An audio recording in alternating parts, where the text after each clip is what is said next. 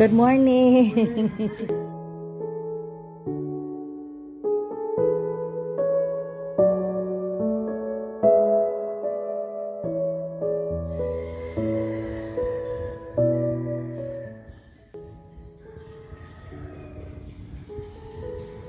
Tukalian kasi ako noon, nung dalaga pa ako.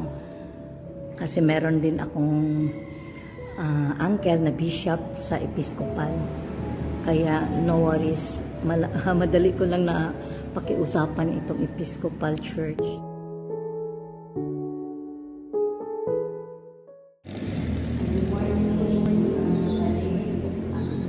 Ako pala si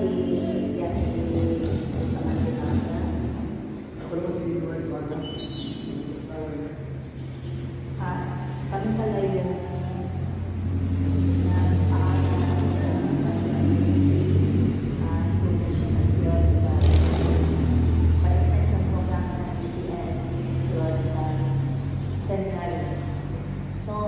nandito kami para may dalawang tanong dahil sa sabi namin Christian social action.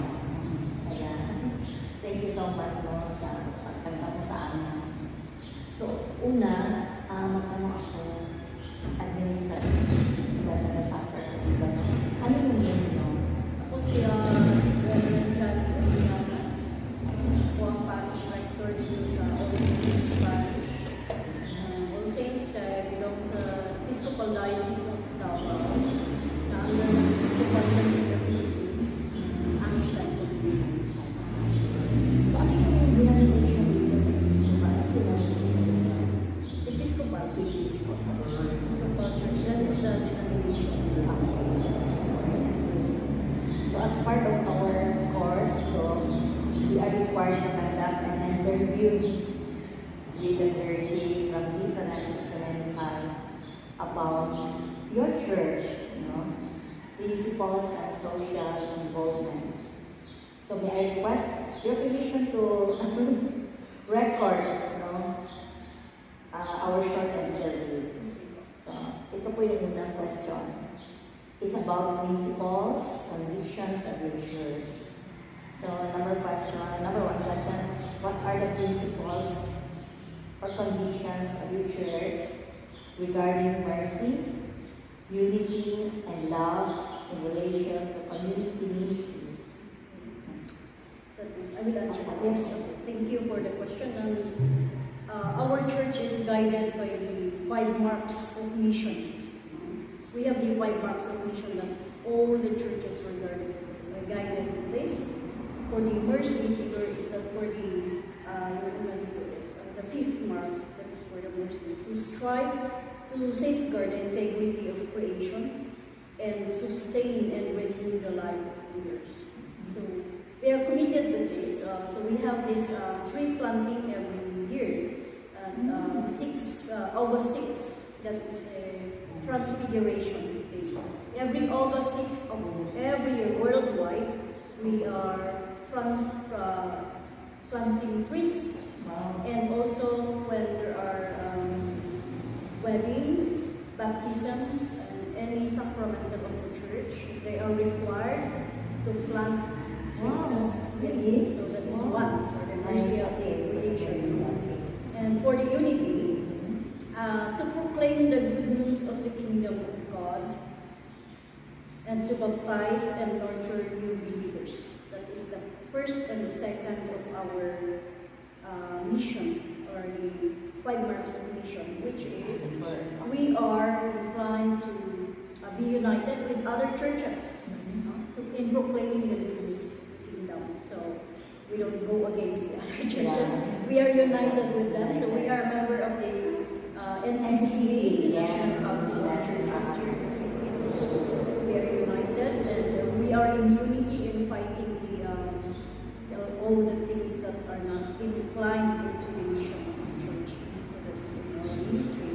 And for love is that to respond to human need by love and service.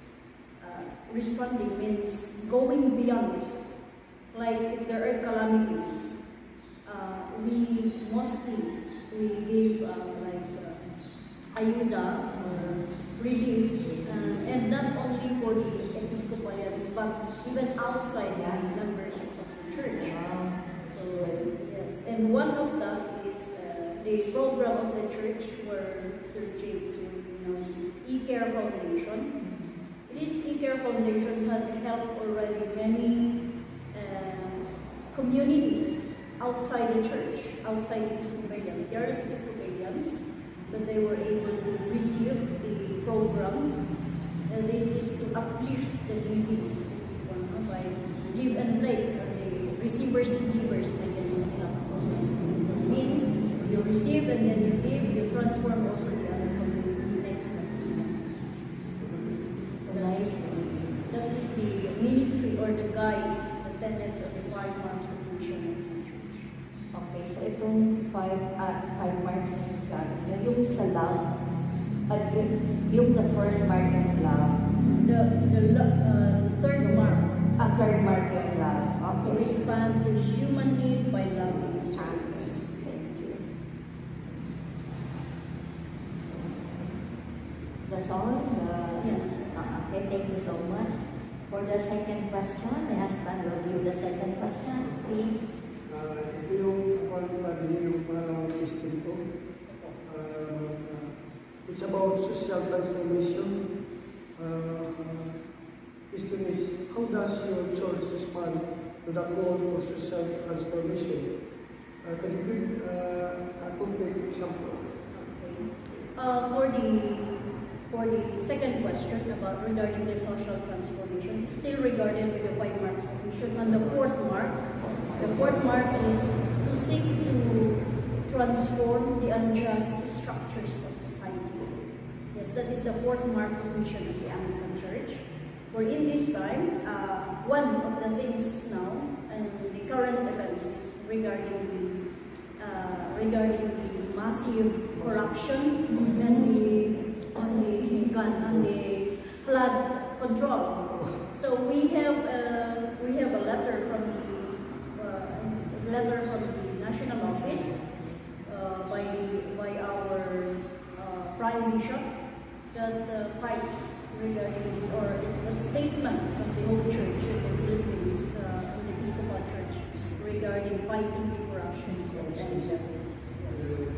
and another one is the church is very much against or fighting off regarding any kind of gambling. Yes, sir. So we do not tolerate that, especially nearby. And then another is that these are the examples that we have been already. Another is that to be workers in those injustices, especially on nasa gitna kami pumapagitna kami sa transformation ng life ng may mga MPAs na finance sila, like those who were left out, those who were put into jail without due process, something like that. So, yes, as a church, we are in the middle to try to work it out. So, just recently, one of the person jail, they read them as a part of the PLA. But the youth is from Manila, so and now she was out with the help also with the other help of the other. How old is she? She's 30. Yes, and with the help also with the help also of the other aggressive groups like Patan. Yes. So the church also helped in the intervention. Human rights, yes. How is she now? She was free and already applied back to Manila. So that's just this month, recently. So that is the part of the social transformation. That is to transform the unjust structures of society. The church has never been silent on the injustices that we have. So we have to help. We will not see Episcopalians maybe in the front of rallies. However, we write and we sit down and write. So we understand like our. Yes. So that is for the. We are well guided with these 5 marks of mission. That is how transformation. So that's all. Thank you so much, Padre, for your time.